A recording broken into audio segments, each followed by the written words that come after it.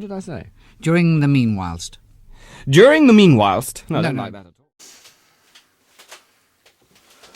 all. Oh. Well, hello. It's Dexter and me in the last episode of Guess My Passwords. Right.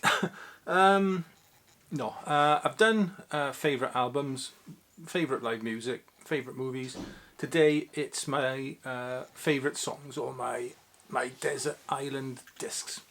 Music has been massively important to me throughout my life, as I'm sure it has for most of you too.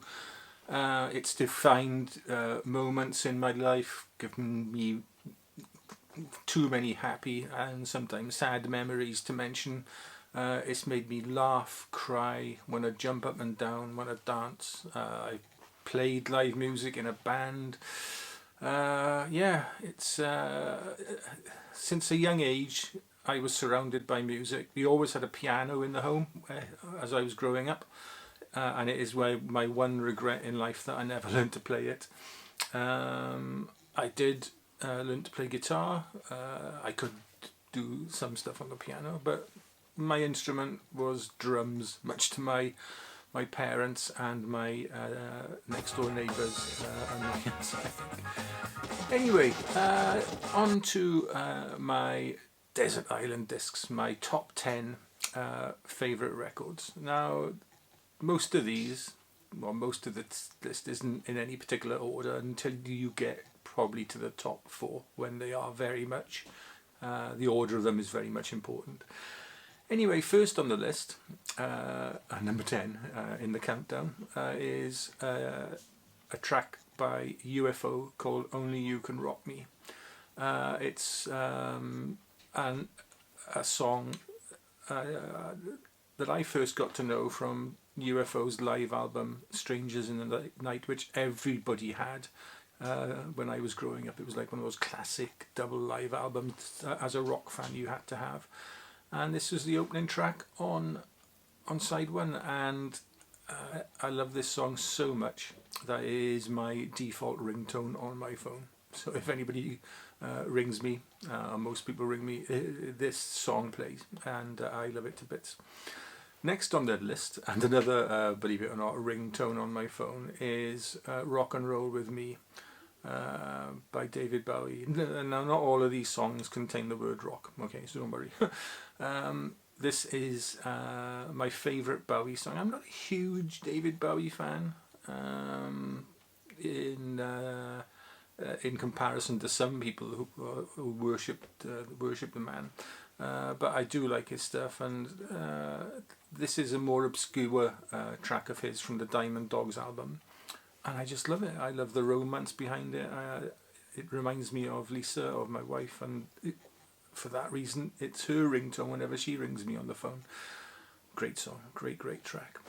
Number 8, is I've chosen this as a drummer. It's Led Zeppelin's Good Times, Bad Times, and if you listen to the drumming on this track, John Bonham plays bass drum triplets with a single bass pedal.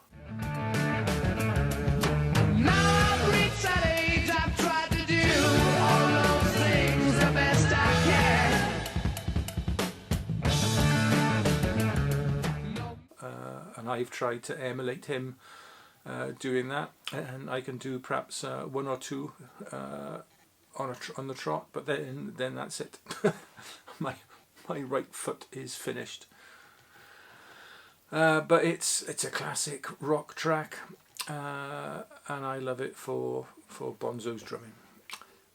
Next on the list is Romeo and Juliet by Dire Straits. Now, this came out when I was 17 years of age, and it was a massive song through my formative late teenage, young adult years. It's a song that, in common with many on this list, still makes me cry. It's just a story of finding young love, losing young love. Brilliant song from their Making Movies album. Next up is another tearjerker. It's Rod Stewart and I was only joking. Now, for me, Rod Stewart is a vastly underrated rock vocalist. In my opinion, he's right up there with the best rock vocalist there have ever been. And now I know he sort of had his like disco moments with, Do You Think I'm Sexy, and his pop music moments and whatever, but I love him for his voice and for his the stuff he did with the Faces to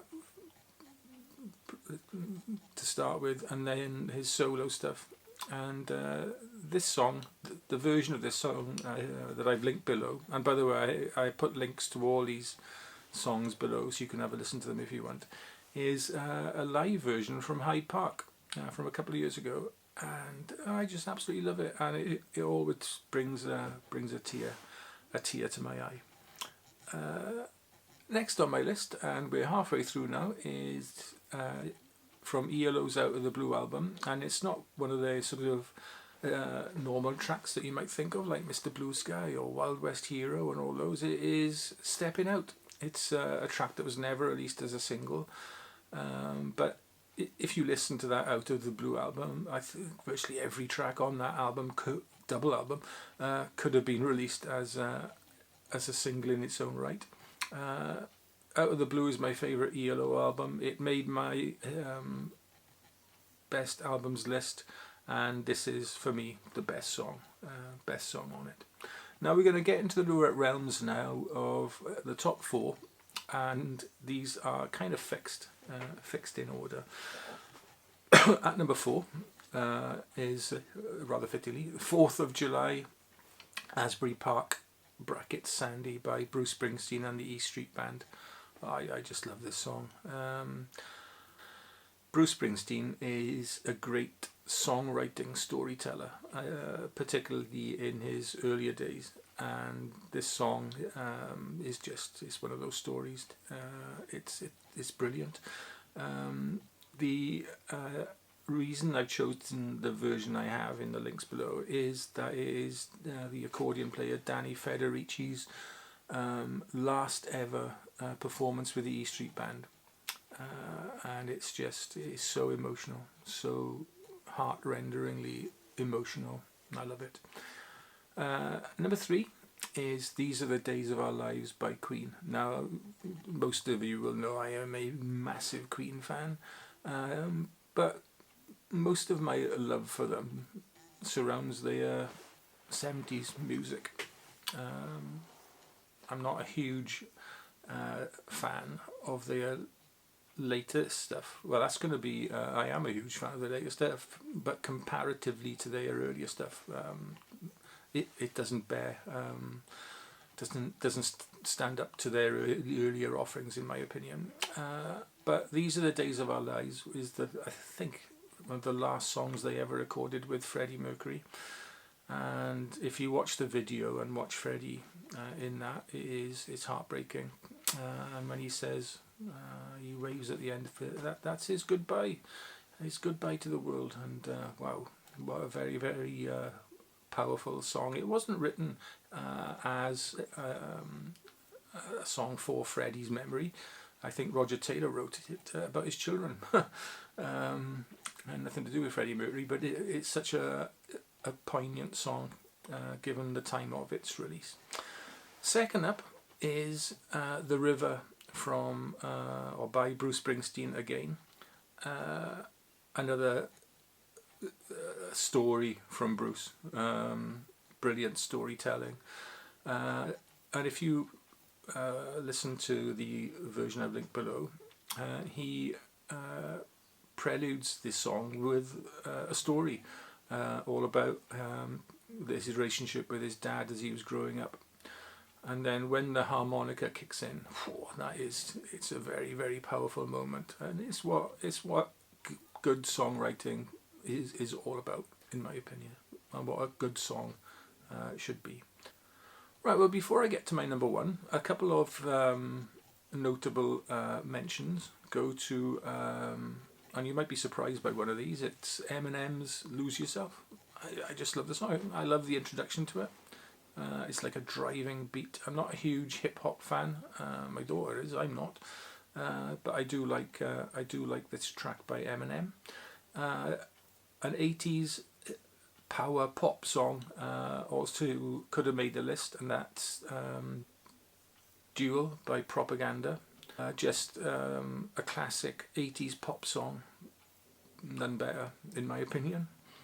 Barbara O'Reilly by The Who is another one that could have made the list. Anything by the Beatles, to be honest.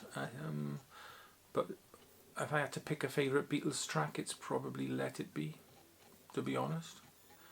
Or Golden Slumbers, maybe. Yeah.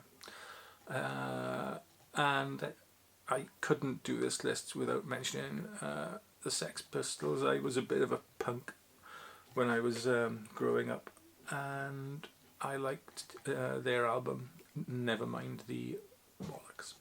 I know they were a bit of a contrived, manufactured band, but that album is a really powerful rock album, and my favourite song on it, if you can get past the language, is a song called Bodies, which has a really powerful message in that. Right, my number one favourite all-time song is You and I by Queen.